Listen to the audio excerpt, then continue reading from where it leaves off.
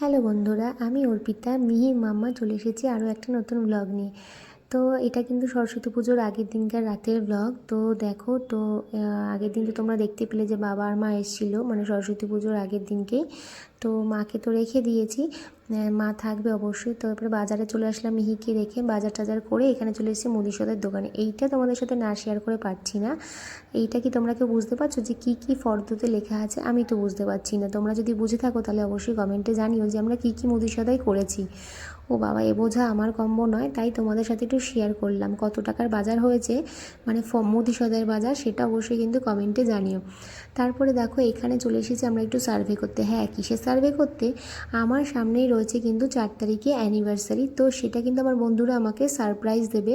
আর তার সাথে সাথে কিন্তু সারপ্রাইজটা আমি জানতেও পেরে গেছি হালকা হালকা যে দেবে, মানে হালকা গন্ধ পেয়েছে, তাই জন্য কিন্তু আমিও চলে এসেছি ওদের একটু ভালো গন্ধওয়ালা বিরিয়ানি খাওয়াবো বলে। হ্যাঁ, মেনুটা আমি আর অরূপী সিলেকশন করেছি, করে তারপরে চলে এসেছি এখানে কোন দোকান থেকে নিলে ভালো মতন পাওয়া যাবে। আর আমরা কিন্তু কিনে খাওয়াচ্ছি, আমরা কিন্তু মানে খাওয়াবো, আমরা কিন্তু রান্না করে খাওয়াতে পারবো না, মানে এতটা কাজ আমি করে উঠতে পারবো না, এত লোকের রান্না। যাই হোক, তারপরে ওখানে সার্ভে করে বিরিয়ানি অর্ডার দিয়েও এসেছি, মানে যেদিন অনুষ্ঠান হবে সেদিনকে নিয়ে যাওয়া হবে। তারপরে চলে আসলাম মিষ্টির দোকানে। এই মিষ্টির দোকানে কিন্তু এখন আমরা যে ঘরে মিষ্টি খাবো সেটা নিতে এসেছি, তার সাথে কিন্তু সরস্বতী পুজোর যে মিষ্টিটা লাগবে 5 রকম 5টা মিষ্টি, দই, মিষ্টি দই সব কিন্তু নিয়ে নেবো এখনই।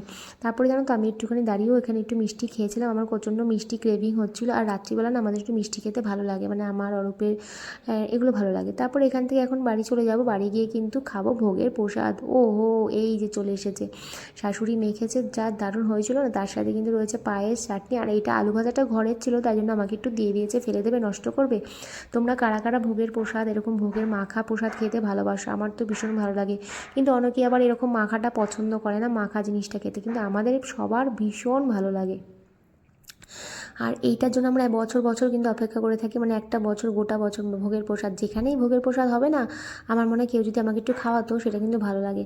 আর লঙ্কা দিয়ে লেবু দিয়ে মেখে, আহা দারুণ কিন্তু লাগছিলো খেতে।